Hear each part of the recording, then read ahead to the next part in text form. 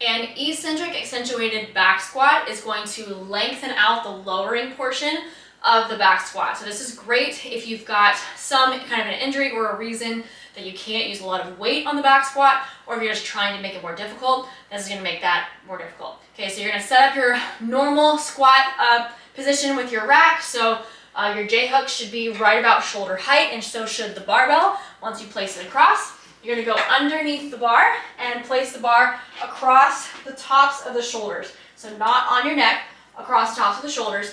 If you need some kind of like a pad around the bar, this would be the time to place it there. So you'll roll the bar back, set it across the shoulders.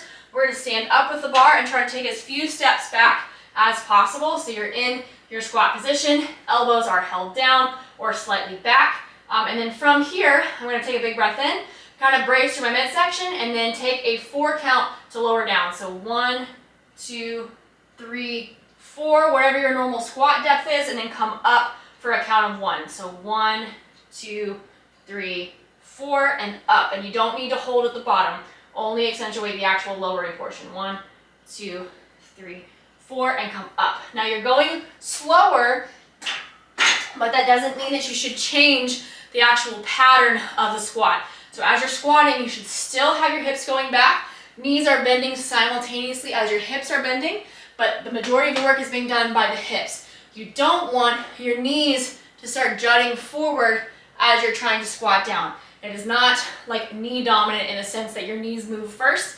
Instead, your hips should be pushing back behind you to keep yourself balanced. So remember that forward lean in a squat is going to be totally dependent on like torso leg length ratio. So don't worry about staying upright.